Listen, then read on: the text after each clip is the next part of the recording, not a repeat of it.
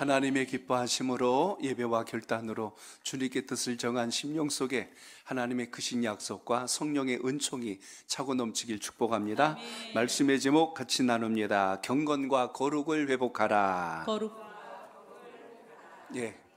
제가 거꾸로 했나요? 경건과 거룩이라 했는데 이게 또 뒤집어졌네.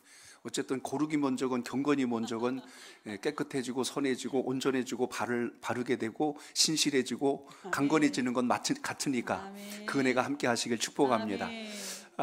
오늘 문득 그런 생각을 했어요. 이제 우리 교회가 올해가 7월이 되면 24주년을 옵니다. 그래서 개척 때부터 지금까지 한결같이 성경 한 권을 가지고 이 말씀을 예배 때마다 나누신 우리 교우 여러분들을 가만히 생각하면 어떤 면에선 질릴 수도 있는 건데 이 하나님의 은혜가 아니면 아니다. 정말 주님께서 우리 마음속에 감동을 주시니까 사람은 같은 사람, 목소리도 같은 사람, 말씀도 같은 본문을 계속 나누는데도 그 속에서 하나님 주신 은혜를 붙들고 일어나는 여러분을 보실 때 하나님이 어떻게 보실까? 오늘 하나님의 귀한 감동이 여러분 삶 속에 아름답게 세워지길 축복합니다.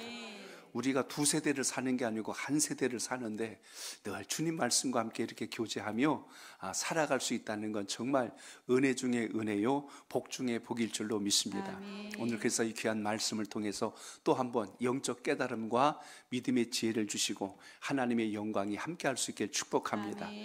제가 하나님께 문득 그런 기도를 해서 하나님 이거 같은 말씀을 계속 이렇게 또 듣게 되고 나눌 텐데 어떤 때는 이게 무뎌지지 않을까요? 근데 주님께서 한편에 그런 감동을 주실 때가 있어요. 잊으니까 괜찮다 그러고 그러니까 또 들으니까 또 새롭고 또 새롭고 새로운 말씀 같고 지난주 설교 제목 물어봐도 모르잖아요. 이렇게 봐야 알잖아요. 그랬지 하고 이렇게 그러니까 얼마나 한 줄을 못 넘길 만큼 이렇게 잊게 해주니까 매주 신선하게 우리가 만나지 기억력이 그냥 분초 단위로 우리가 다 기억한다면 이거 질려서 어떻게 살겠어요. 그러니까 오늘도 여러분 주님 앞에서 감사한 은혜로 믿음의 소망으로 살아갈 수 있길 바랍니다. 아멘. 앞에 화단에요 막 새순이 돋아나는 걸 봤어요. 사람들은 추우면 옷을 두 겹, 세 겹씩 껴입고 난방기 틀어놓고 온돌 깔아놓고 이불 뒤집어 써야 한겨울을 나는데 저 풀들은 1년 12달 동안 난방기 에어컨 하나도 없이 어떻게 들에서 저 올겨울을 이렇게 이겨내고 또 거기서 꽃을 피울까? 어떤 땐 저걸 보면서 신기한 거예요. 하나님이 참 자연을 오묘하게 만들으셨다. 얼음에 묻혔어도 눈에 묻혔어도 죽지 않고 저렇게 살아나는 걸 보면 어떤 땐 사람보다 대단한 것 같아요. 그들은 옷을 입지 않아도 저렇게 살아날 수 있는데 오늘 마치 죽은 것 같은 나무가 다시 생명을 얻었는데 오늘 겨울 동안 힘든 일이 있었고 또 여러분의 아직 해결되지 않는 일이 있다고 낙심하지 말고 우리에게 성령의 은혜가 함께하면 아름다운 영혼의 꽃을 잘 피울 수 있도록 주님께서 지켜주심을 믿고 소망 중에 예배하시길 축복합니다. 아멘. 이제 40일 후 이제 주일을 뺀 40일이 지나면 이제 또 우리가 부활이라 큰 기쁨을 만나게 됩니다. 죽음을 향해서 고난을 향해서 우리가 묵상하는 이 시간이 결코 어둠의 시간만이 아닌 것은 우리에게 부활이 있고 영생이 있고 구원이 있다는 걸 기억하여서 그 믿음이 함께 하시길 바랍니다. 아멘. 오늘 학계에서 마지막 시간입니다.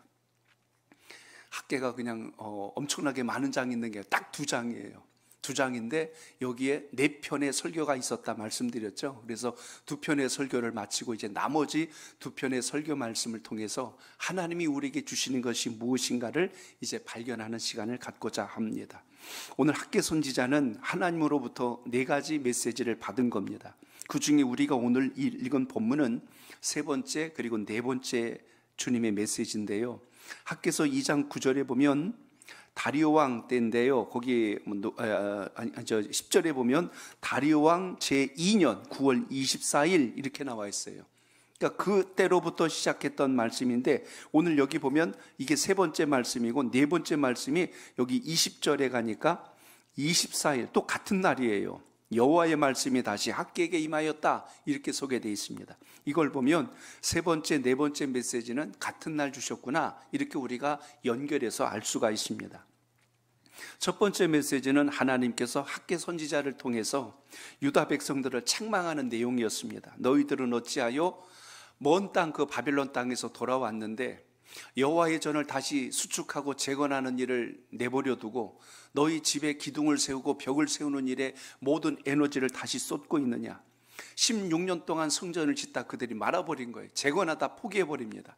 아, 이렇게 해봤자 옛날에 그 솔로몬의 성전만도 못한데 이건 뭐 해야 송이 있겠어? 그리고 짓다가 말아버린 겁니다. 그래서 오늘 학개 선지자에게 다시 여호와의 전을 재건하라라는 메시지를 듣게 되는데, 그 가장 먼저는 너희들이 어찌하여 이렇게 영적으로 무관심하고 너희들이 어찌하여 영적으로 이렇게 나태할 수 있단 말이냐, 이걸 지금 책망하고 있다는 것입니다. 그리고 두 번째 메시지는 뭐였어요? 새로 지은 성전이 너무나 초라하다 보니까 그들의 생각에 마음에 낙심이 오는 겁니다. 근데 하나님께서 놀라운 말씀을 학개 선지자에게 준 거예요. 너희들이 볼 때는 초라해 보일지 모르지만 이 전을 통하여 내가 큰 일을 행할 것이고 장차 너희들이 볼 영광을 보게 될 것이다, 이렇게 지금 이야기하는 겁니다. 사람들이 볼 때는 외적으로 화려하고 웅장하고 그냥 막 최신식 시스템으로 쫙 갇혀있는 그런 예배당을 보면 와 할 것 같지만, 하나님께서 보시는 건 그 안에 있는 자들의 마음, 그 생각, 그들의 영적 상태, 이걸 통해서 하나님께서 역사하시겠다는 것을 말씀해 주신 겁니다. 그래서 오늘 이 세 번째 설교도 여기에 연장선에 있는 것을 우리가 봐야 합니다. 그래서 오늘 본문에 보면 거룩함과 부정함에 대해서 이야기를 해요. 자, 제가 한번 질문할게요. 건강한 사람은 사실 이렇게 체질이 건강하기 때문에 전염병이 와도 잘 이겨낼 수 있어요. 근데 몸이 약할 때 질병도 오고 또 세균에 감염도 되고 거기서 일어나지 못할 때가 많습니다. 그런데 건강은 사실 가만히 생각해 보면 전염이 잘 안 돼요. 이 말을 잘 이해하셔야 됩니다. 근데 질병은 전염될 확률이 높아요. 이해되시죠? 무슨 뜻인지? 그냥 쉽게 할게요. 건강한 사람하고 하루 종일 다니면 그 사람의 건강이 나한테 그대로 다 오던가요? 저는 그런 것 같은데 하는 분도 있을 수 있어요. 그 사람의 에너지와 기를 내가 다 빨아온 것 같아요. 그 사람은 막 지쳐있는데 나는 갈수록 힘이 나고 신이 난다, 뭐 그럴 수도 있겠습니다. 근데 그건 거의 어려워요. 근데 반대로 놓고 보세요. 독감에 걸린 사람하고 잠깐만 같이 지내도 금방 와요. 여기서 우리는 중요한 사실을 봅니다. 거룩과 부정의 이야기, 오늘 본문이 그 이야기하는 겁니다. 거룩하였는데 거룩한 것과 계속 같이 있다고 그 사람도 계속 거룩해지냐? 그 이야기입니다. 제사장들이 뭐라고 했냐면 아니다 그랬어요. 거룩한 것을 잘 보자기에 쌌다고 칩시다. 그러면 이게 성물이 된다고 그랬잖아요. 그러니까 오늘 여기 예배당에 있는 이 마이크든 저 드럼이든 이게 술집에 가면 이거는 사람들을 위한 향락의 도구가 되지만 주의 전에 와서 하나님께 영광을 올리니까 성물이 되고 성구가 되는 겁니다. 그런데 그럼 그 성구를 밖에다 놓고 지나가는 사람이 만지면 그 사람이 거룩해지냐? 그 얘기입니다. 거룩해져요? 제사장들이 아니에요 그랬어요. 근데 부정한 것을 만졌다 칩시다. 그럼 그 만진 사람이 나가서 또 다른 사람 누구와 부딪혔다? 그럼 어떻게 된다? 성경 율법에 보면 부정한 자와, 예를 들어서 사람의 시체를 만지면 일주일 동안 부정한 자로서 정결 예식을 치러야 되거든요. 그 사람하고 누가 또 부딪혀서 만졌다? 마치 독감이나 전염병에 감염된 것과 똑같은 현상이죠. 이거는요 끝도 없어요. 그 사람과 접촉하면 다 부정하다. 지금 그런 이야기가 오늘 말씀 속에 등장합니다. 그런데 오늘 지금 여호와의 성전 짓기를 멈추고 너희들이 거룩하기를 바라고 있는데, 자 그러면 성전을 짓는다고 그 사람이 거룩하냐? 오늘 다시 이걸 또 묻는 겁니다. 성전을 지었다고 거룩한 게 아니고 그 짓는 사람의 마음, 그 사람의 생각, 그 사람의 가치관이 거룩하지 않으면, 오늘 예배로 바꿔볼게요. 예배당에 여러분이 다 앉아있다고 우리가 거룩해진 게 아니라 주님 앞에 전심으로 예배하고 하나님 뜻을 거머쥐고 붙든 사람, 이게 아니면 주의 전이 문턱이 닳도록 매일 1년 12달 드나들어도 그 사람은 거룩해진 게 아니다, 그 이야기를 지금 하고 있는 거예요. 그래서 여러분, 우리 신앙에서 다시 우리가 본질로 돌아와야 될 것, 오늘 여러분에게서 거룩과 경건이 살아있는 하나님의 사람 되시길 바랍니다. 아멘. 자 그렇다면 오늘 본문으로 이제 들어갑니다. 자 12절을 읽어봅니다. 12절 시작. 사람이 옷자락에 거룩한 고기를 쌌는데 그 옷자락이 만일 떡에나 국에나 포도주에나 기름에나 다른 음식물에 닿았으면 그것이 성물이 되겠느냐 하라. 학개가 물음에 제사장들이 대답하여 이르되 아니니라 하는지라. 아멘. 저를 따라합니다. 영적 경건을 회복해야 합니다. 하나님께서 학개 선지자에게 명하시기를 제사장들에게 율법의 성결과 부정에 관한 문제를 질문한 겁니다. 그렇게 해서 학개 선지자가 제사장에게 두 가지를 지금 질문한 거예요. 어떤 제물이 있는데 그것이 하나님께 드려지면 그 제물은 거룩한 것이 됩니다. 하나님께 드려졌으니까요. 그런데 그 고기도 하나님께 드려지면 거룩한 고기이듯이 그릇도 하나님을 위하여 쓰여졌으니 그것도 성구가 거룩한 그릇으로 쓰여진 것을 보게 됩니다. 사람도 하나님의 나라를 위해서 온전히 쓰임 받는다면 그 사람은 거룩한 자로 하나님께 쓰임 받는 자가 됩니다. 또 어떤 고기가 하나님께 드려져서 거룩한 고기가 되었는데 그것을 어떤 사람이 옷자락으로 싸면 그 옷자락이 거룩하여진다. 오늘 지금 이런 말이 나옵니다. 레위기 6장 27절에 보니까 무릇 그 고기에 접촉하는 자는 거룩할 것이며 라고 되어 있습니다. 그래서 거룩한 건데 그럼 거기에 또 누가 닿다?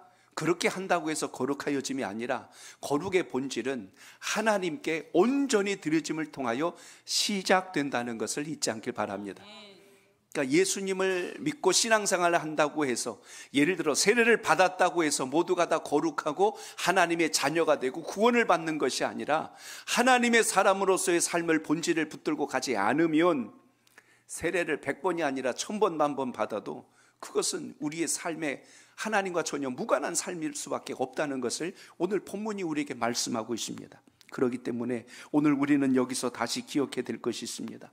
우리가 주님 안에서 거룩하여져 가는 방법은 예배당 앞에 앉아 있어서가 아니라 더욱더 주님을 기쁘시게 하고 하나님의 영광을 위해서 여러분이 쓰여질 때 비로소 우리가 복된 자가 됨을 잊지 말고 이 믿음이 살아있기를 축복합니다. 그래서 오늘 여기 질문에 제사장들이 아니라고 지금 대답하지 않습니까? 거룩한 물건이 1차적으로 접촉한 것은 거룩하지만 거기에 또 누군가 붙어 있다고 해서 그게 거룩이 아니라 하나님의 영광을 위해서 온전히 드려졌던 그 본질만이 하나님께 영광됨을 기억하고 오늘도 경건과 거룩의 영적 훈련이 살아있기를 바랍니다. 또 하나는 오늘 부정에 대한 이야기예요. 어떤 사람이 시체를 만지면 어떻게 돼요? 부정해진다라는 말씀을 오늘 본문에서 합니다. 율법에 보면요, 동물의 시체를 만지면 하루 동안 부정하다 그랬고요, 또 하나 사람의 죽은 시체를 만지면 일주일 동안 부정하다라고 율법에 기록이 되어 있습니다.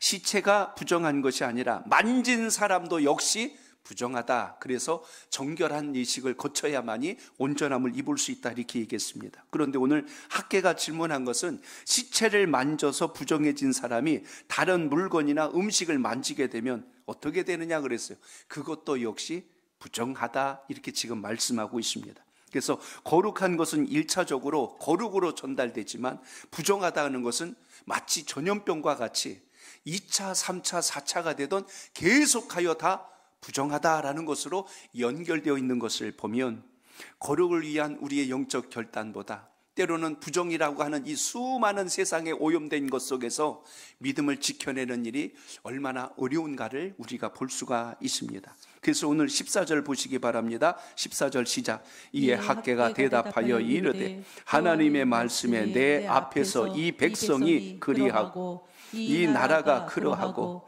그들의 손이 모든 일도 그러하고 그들이 거기에서 드리는 것도 부정하니라. 아멘. 무슨 이야기입니까? 너희들이 주의 전을 짓는다고 하나님의 일을 한다고 했는데 너희들의 마음을 보니 너희들의 생각을 보니 너희들의 행동을 보니 몸은 주의 전을 짓는 것처럼 보이지만 전혀 너희들의 행함 속에는 부정과 거짓이 가득하구나 책망받는 이야기입니다. 그런데 여기 보면 하나님의 백성들을 이렇게 표현합니다. 이에 학개가 대답하여 이르되 여호와의 말씀이 내 앞에서 이 백성이 그러하고 그랬어요. 전에는 하나님이 이렇게 말씀합니다. 내 백성이, 나는 그들의 하나님이 되고 그들은 내 백성이 된다 그랬는데 여기 뭐라고 하면 이 백성이 그랬어요. 여기에 묘한 이와 내의 큰 간격을 여러분 찾으셔야 됩니다. 무슨 이야기냐면 하나님의 백성들과 지금 하나님의 간격이 멀어졌다는 이야기예요. 그래서 하나님이 내 백성이라고 하지 않고 이 백성이라고 이야기합니다. 쉬운 이야기로 할게요. 남편과 아내가 사랑스러울 때는 내 아내입니다. 내 남편이에요. 그래요. 근데 마음에 들지 않거나 화가 나면 뭐라고 그래요? 이 여자가, 이 남자가 이렇게 이야기해요. 갑자기 이자로 바뀌어버려. 이제 뭔가 좀 간격이 생겨버린 겁니다. 이게 지금. 근데 오늘 여기 하나님하고 백성들하고 간격이 생겼어요. 그래서 하나님께서 내 백성이 그러하고 안 그러고 이 백성이 그러하고 하나님 마음에 지금 서운하신 거예요. 이 백성들이 부정한 거예요. 거룩하지 않은 거예요. 열심히 주의를 하고 찬양하는 것 같은데 하나님 받으실 수가 없는 거예요. 왜냐하면 마음에 없는 찬양을 하고 마음에 없는 헌신을 하는 듯한 그들의 모습을 보니 하나님께서 그것이 기쁘시지가 않은 겁니다. 그렇기 때문에 오늘 이 말씀을 통하여 오늘 다시 한 번 더 믿음의 귀한 자리에 우리가 서기 위해서는 하나님의 부르심 가운데 그는 내 사랑하는 백성이니라, 그는 내가 아끼는 자니라, 이렇게 해야지. 이것이 이렇게 계속 나가서는 안 되죠. 항상 믿음의 소망이 여러분 속에 아름답게 세워 있길 바랍니다. 아멘. 그러면 유다 백성은 선전 건축을 하지는 않았지만 뭔 열심히 했어요? 제사는 부지런히 했는데 하나님이 먼저 할 것은 하지 않고 나중에 해야 될 일만 분주해지는 걸 보고 하나님이 그걸 기쁘시게 받지 못하는 겁니다. 그래서 오늘 본문은요, 에스라서와 연계해져 있어요. 연결되어 있어요. 그래서 에스라서 3장 3절에서 4절 우리 한번 읽어볼까요? 시작. 우리가 모든 나라 백성을 두려하여 제단이 그 터에 세우고 그 위에서 아침 저녁으로 여호와께 번제를 드리며 기록된 규례대로 초막절을 지켜 번제를 매일 정수대로 날마다 드리고. 아멘. 지금 말로 바꿔볼까요? 아침 저녁으로 번제를 드리고 새벽 기도를 드리고 유다 백성들이 열심을 냈는데 지금 하나님 보실 땐 이게 문제가 있대요. 왜 문제가 있을까? 오늘 이들이 모든 공적 예배는 다 드리는 것 같아요. 봉사란 봉사는 다 쫓아다니면서 하는 것 같아요. 그런데 문제는 그들의 마음이 하나님께 있지를 않는 거예요. 예배의 자리, 기도의 자리, 봉사의 자리, 헌신의 자리, 교제의 자리, 언제나 그 자리에 있기는 있어요. 근데 뭐가 없다? 마음이 없는 거예요.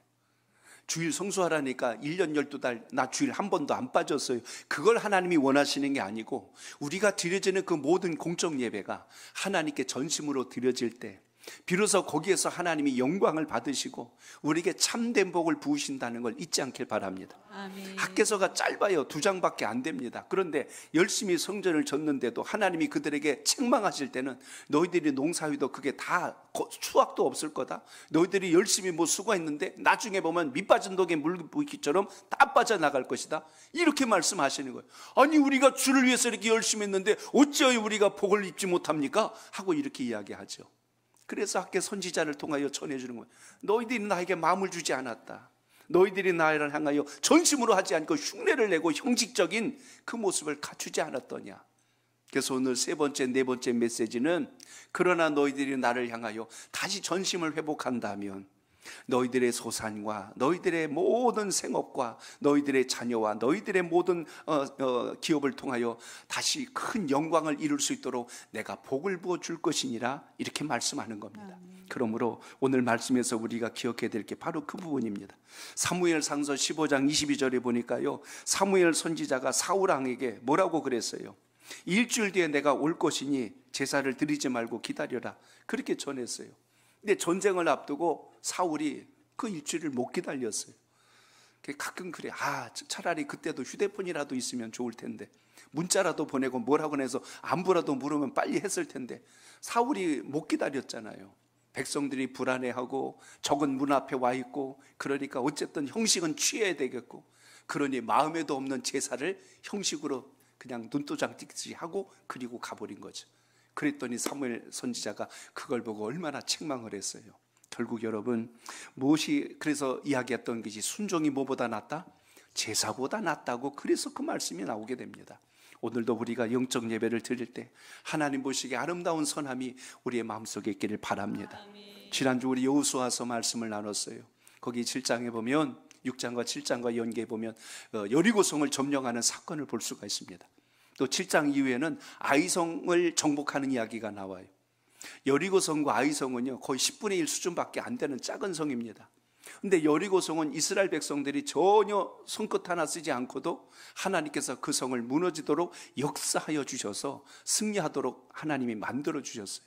그런데 하나님이 뭐라고 말씀했어요? 첫 성은 다 나의 것이니 그 성읍에 있는 모든 것을 나의 것이라고 했어요. 근데 그걸 아간이라고 하는 자가 외투 한 벌, 은금을 챙겨서 자기 숙소 밑에다가 몰래 숨겨버렸잖아요. 아무도 몰랐어요. 근데 누가 알아요? 하나님이 알고 아간 자신이 아는 거예요. 그리고 아무도 모르는 줄 알았어요. 근데 결국 제비뽑기 하여서 고라자손, 바로 그 집안이 결국은 들추어나서 이 집안이 완전히 패가망신할 뿐만 아니라 이렇게 될 수밖에 없었던 상황을 어떻게 알게 됐어요? 아이성 전투에서는 준비 없이 그냥 갔어요. 하나님께 묻지도 않고, 아이고 아이성도 저 여리고성도 이겼는데 이런 것쯤이야 뭐 우리가 금방 이기고 말죠. 그러고 갔는데 패해갖고 돌아온 거예요. 그래서 여호수아가 하나님 앞에 두려운 마음으로 엎드리게 됐죠. 순서가 바뀌어버린 거예요. 기도하고 떠났어야 되는데 싸우고 나서 패하고 나니까 그때서야 엎드렸어요. 하나님이 이유를 알려주신 거죠. 그들의 마음이 온전히 주님 앞에 순종하지 아니하였다는 것을, 그것을 말씀해 준 것을 보게 됩니다. 누룩이란 게 밀가루에 들어가면 이게 팍 부풀어요. 그래서 전체를 부풀게 만드는 것처럼 작은 누룩 하나가 전체를 부풀게 한다는 것처럼 우리의 마음속에, 영혼 속에 죄악이 틈타버리면 우리 온몸과 생각이 얼마나 악하게 지배당하는가를 우리가 봐야 합니다.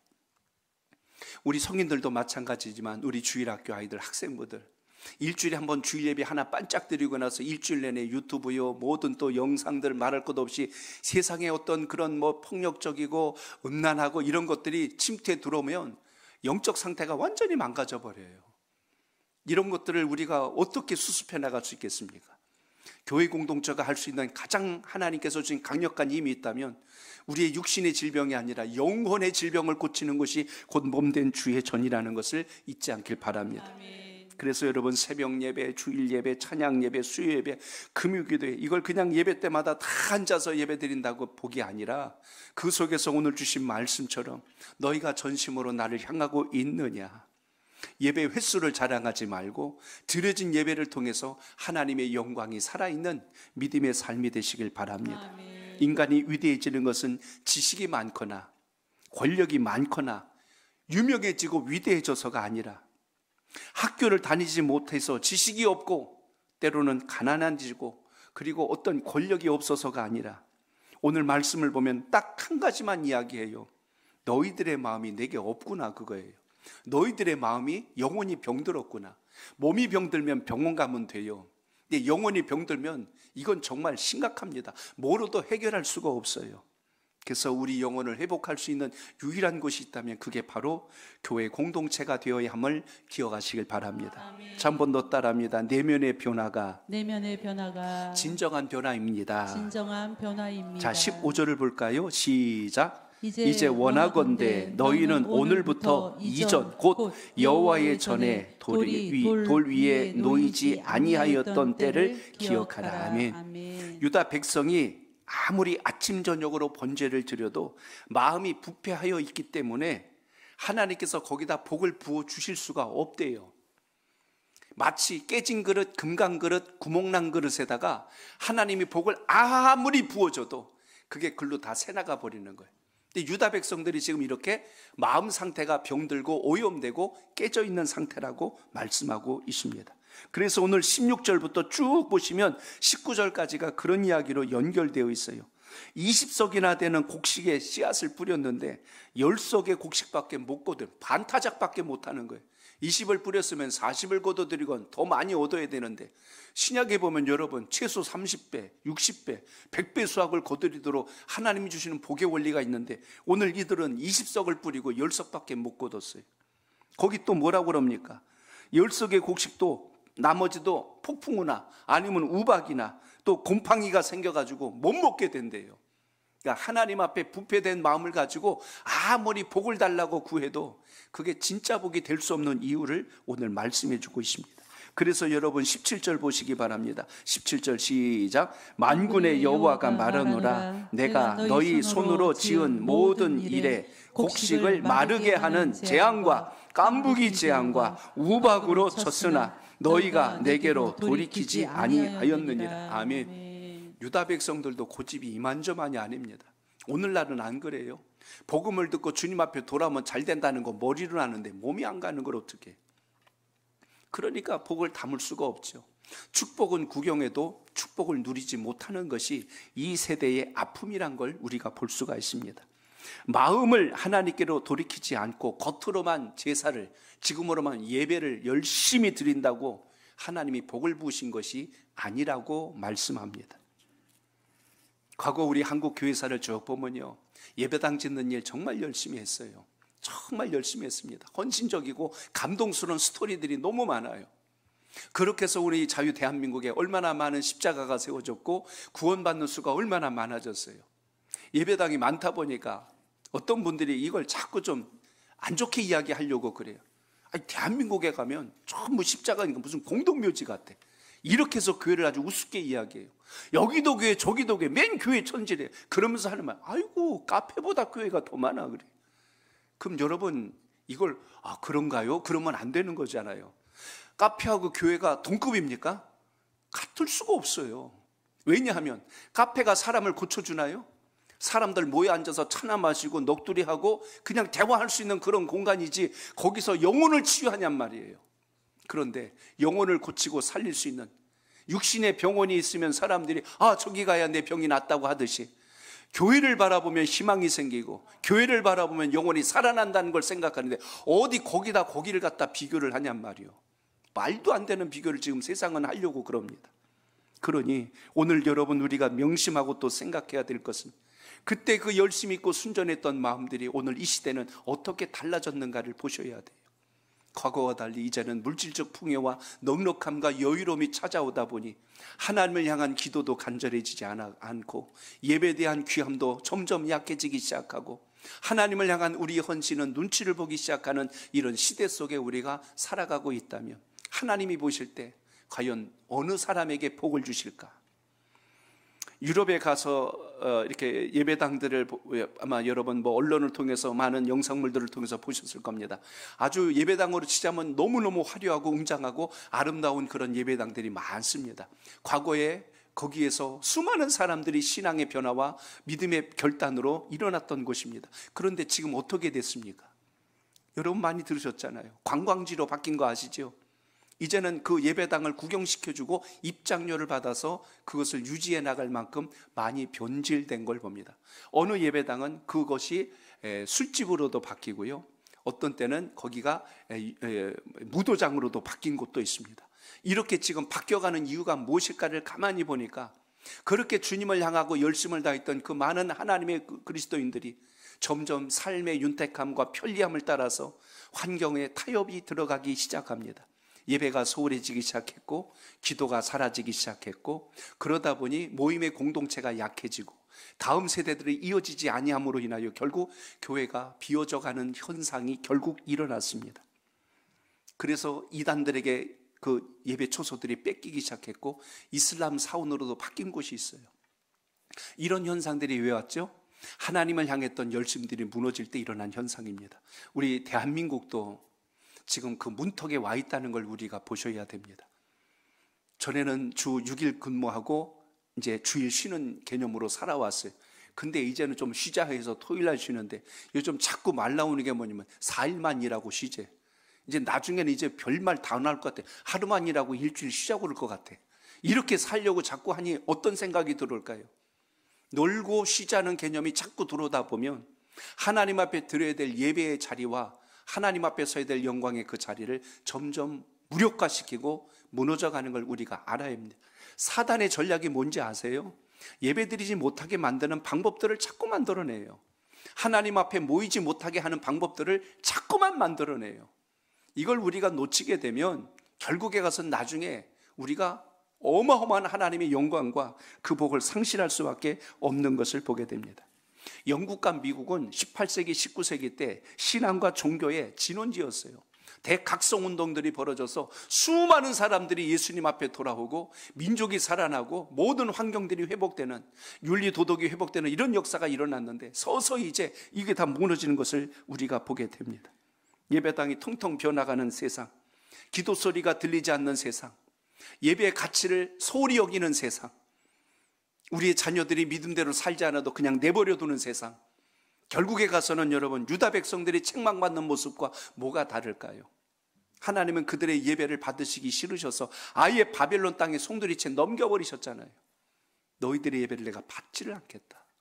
결국 여러분, 주의 말씀이 이스라엘의 역사 이야기가 아니라 오늘 하나님 앞에 온전히 서지 못하면 어떤 결과들을 맞게 되는지를 보여준 또 하나의 청사진들입니다. 오늘 이 시간 여러분, 우리가 다시 주님 앞에 믿음으로 결단하여 온전함을 회복하는 역사가 있기를 바랍니다. 아멘. 그러므로 이젠 뭐가 해결되어야 될까요? 한번 따라합니다. 영적인 문제를 해결해야 합니다. 해결해야 합니다. 우리 사회가 겪고 있는 정치적인 문제, 경제적인 문제, 다 문제라고 이야기합니다. 그러나 잘 생각해 보세요.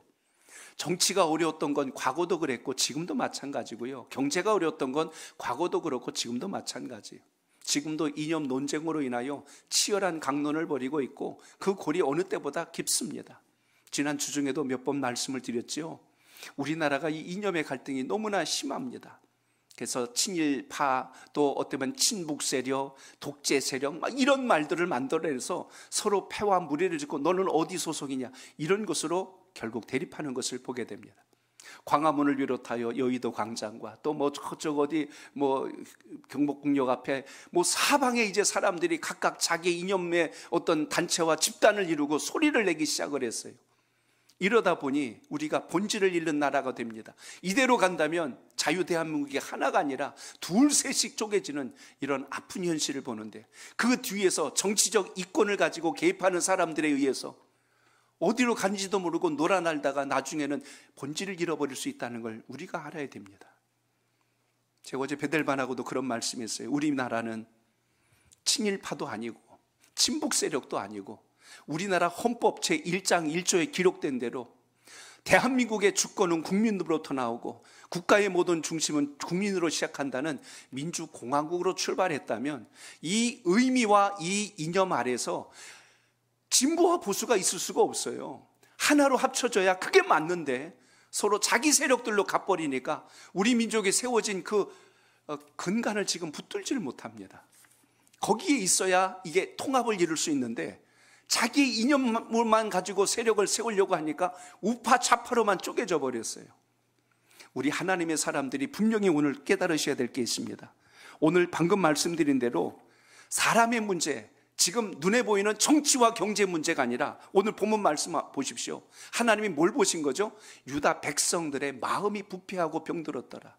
오늘 우리가 살고 있는 이 세상에 어디가 지금 심각하냐면 정치가 심각한 게 아니고 경제가 심각한 게 아니고 우리들의 마음이 지금 다 썩어 있어요. 부패되어 버렸어요. 그래서 본질이 아닌 걸 가지고 우기면서 사는 세상이 돼서 이렇게 갈등과 대립이 일어난 걸 봅니다. 영혼이 살아야 돼요. 영혼이 회복되어야 합니다. 그래야 정치도 제자리를 가고 사회도 문화도 교육도 모든 것이 제자리로 갈 수 있는데 자기의 생각을 고집하며 가다 보니 이 갈등과 충돌이 여전히 해결되지 않고 있는 이 땅의 아픔을 보게 됩니다. 대학이 없어서 그런가요? 병원이 없어서 그런가요? 왜 우리는 이렇게 마음을 바꾸지 않고 다른 것만 바꾸려고 그럴까요?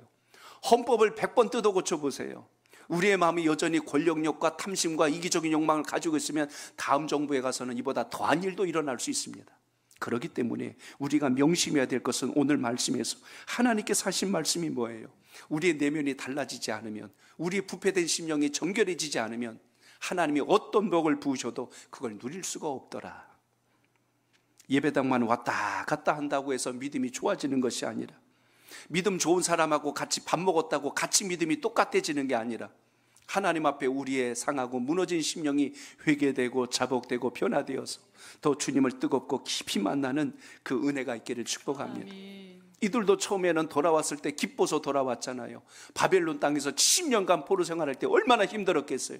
돌아와서 16년 동안은 성전 짓는 것처럼 하다가 나중에 가서는 자기 집 짓는 것으로 다 바뀌어져 버렸고 마음은 다 부패되어 버렸고 형식적으로 그들은 제사를 드리긴 하지만 마음은 하나님께 향하지 아니하니 결국 하나님께서는 모든 것을 거절해 버리십니다. 오늘 우리의 마음속에 무엇이 장애를 일으키고 있는가를 다시 점검하고 돌아보면서 믿음의 굳건한 자리에 설 수 있기를 바랍니다. 아멘. 심지어 오늘 당시에 어떤 일들이 있었습니까? 다리오 왕 때에 그때 당시 성전을 재건하는 일을 모함하는 자들로 인하여 오히려 이것을 중간에 포기한 적도 있었어요. 악한 권세가 틈타니까 그래요. 너희들이 그걸 짓는데 같이 연합 안 한다고 거기서 분열이 일어났어요. 그러니까 모함을 합니다. 시기하고 질투해서 고레스 왕에게 통보를 벌죠. 다리오 왕에게 거짓을 통보합니다.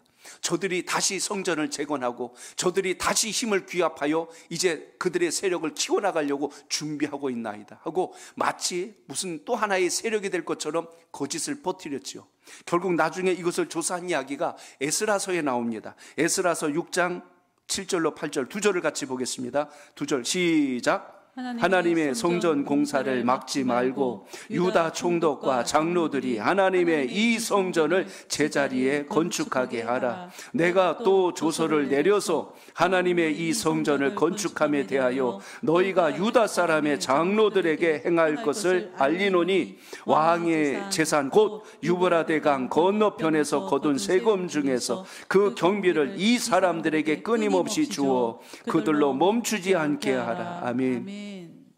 다리오 왕 때 다시 그들의 그 거짓된 유언비어들, 요즘은 가짜 뉴스들 이걸 다 조사를 했어요. 그래가지고 어디서 잘못됐는지 찾아내가지고 그들이 하는 것은 결코 너희들이 말한 것과 같지 아니하니 그들이 하는 것을 방해하지도 말고 그들이 하는 것을 오히려 잘 지켜주도록 하라고 명을 내린 사건을 볼 수가 있습니다. 결국 여러분, 마음을 하나님께 돌이키면 하나님이 뭘 바꿔요? 사람을 바꾸고 환경을 바꾸고 제도를 바뀌어요.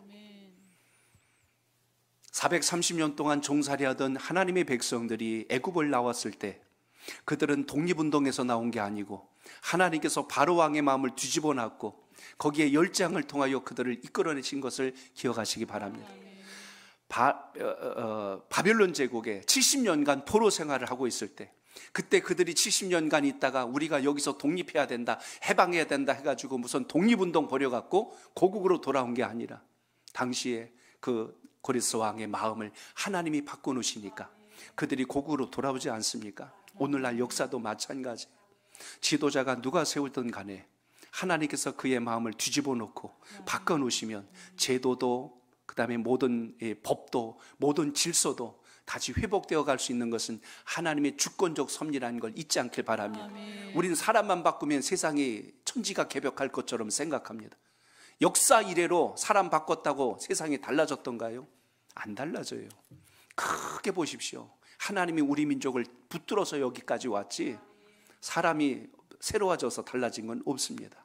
오늘 다시 우리가 기억할 것은 하나님 앞에 중심을 두시면 가정도 교회도 사회도 나라도 하나님께서 견고히 세우시는 걸 잊지 말고 그 믿음이 오늘도 여러분의 믿음 속에 살아있기를 바랍니다. 자, 오늘 본문 21절 22절입니다. 같이 읽습니다. 시작. 너는 유다 총독 스룹바벨에게 말하여 이르라. 내가 하늘과 땅에 진동시킬 것이요 여러 왕국들의 보좌를 엎을 것이요 여러 나라의 세력을 멸할 것이요 그 병거들과 그 탄자를 엎드려뜨리리니 말과 그 탄자가 각각 그의 동료의 칼에 엎드려지리라. 아멘. 하나님께서 역사를 움직이신다는 뜻이 여기에 담겨 있어요. 아무리 강한 나라가 힘을 갖고 있다 할지라도 어떻게 하시겠대요? 하늘과 땅을 진동시킬 것이다. 그리고 왕국들의 보좌를 다 엎어버릴 것이다. 하나님께서 세상을 움직이신다는 뜻을 오늘 여기 함축적으로 말씀하고 있습니다. 오늘 다시 주의 말씀을 잘 견고히 붙들어서 주의 영광과 은혜가 여러분의 믿음 속에 살아있기를 바랍니다. 아멘. 끝으로 우리 23절 읽습니다. 시작. 만군의 여호와가 말하노라. 스알디엘의 아들 내 종 스룹바벨아. 여호와가 말하노라. 그날에 내가 너를 세우고 너를 인장으로 삼으리니 이는 내가 너를 택하여 씀이니라. 만군의 여호와의 말이니라. 아멘. 오늘 여기 스룹바벨이 나옵니다. 유다의 마지막 왕 여호야긴 그리고 그 다음에 그의 아들 그 아들이 오늘 여기 그의 아들이 스알디알 그리고 그의 아들이 스룹바벨. 그러면 여러분 여호야긴의 손자가 오늘 스룹바벨입니다. 그에게 하나님의 말씀이 임하여서 이제 모든 나라를 움직이는 것도 주변의 나라들을 막아주시는 것도 하나님의 주권적 섭리라고 말씀하면서 스룹바벨이 다시 성전 재건을 진행시켜 나갑니다. 자, 그런데 스룹바벨과 여호야기를 보세요. 여호야기는 마지막 악한 왕으로 끝났습니다. 그런데 그의 손자는 하나님의 영광을 이루는 자녀로 다시 일어나는 것을 보게 되죠. 결국 하나님께서 사람을 택하셔서 그에게 은혜를 부어주셔서 그를 통하여 역사를 바꾸시는 걸 보면 하나님은 어떤 인생을 통해서라도 이 세상을 바꾸실 수 있는 분이란 걸 기억하시고 아멘. 주님께 뜻을 구할 수 있는 기도가 있길 바랍니다. 아멘. 하나님 아버지, 이 사람이 아니면 안 됩니다. 이게 아니라 하나님의 뜻과 섭리가 계시면 반드시 우리 민족을 하나님이 기뻐하시는 것으로 이끌어 주실 줄로 믿습니다. 이런 통찰을 가지고 기도할 수 있기를 바랍니다. 아멘. 너는 어느 당이냐 그래갖고 적을 만들지 말고 하나님 주신 은혜가 살아있기를 바랍니다. 오늘 스룹바벨에게 뭐라고 얘기했어요? 너는 나의 종이니라. 내가 너를 택하였느니라. 너는 나의 인장반지다 그랬어요. 인장반지란 말은 그때 당시에 인장반지는 일종의 결제 도장과 같은 역할을 했어요. 그러니까 반지에 거기에 보면 그 왕의 신분을 의미하는 문양이 새겨져 있습니다. 그래서 결제할 때 그걸로 이렇게 찍어서 모든 것을 결제합니다. 그래서 인침이라고 하죠. 이것에 대한 효력과 그것에 대한 보장과 그것에 대한 어떤 소속에 대한 것을 확신케 하는 것처럼 우리가 하나님께 속한 자로 믿음의 자리에 잘 서서 아름답게 세워지는 은혜가 있기를 바랍니다. 아멘. 이제 말씀 맺습니다. 여러분, 예배당에만 왔다 갔다 하지 말고 그냥 모여서 그냥 열심히 이렇게 교제하는 거로만 끝나지 말고 하나님을 경외하는 마음으로 주의 전에서 교제하시고 믿음을 나눌 수 있길 바랍니다. 예배를 드려도 기도 생활을 하셔도 성도의 교제를 해도 주님의 영광을 위해서 하나님을 기쁘시게 하는 것으로 세워진다면 이곳은 거룩한 곳이요 경건을 훈련하는 곳이요 영혼이 회복되는 장소라는 걸 잊지 말고 그 믿음이 살아있기를 주의 이름으로 축복합니다. 아멘.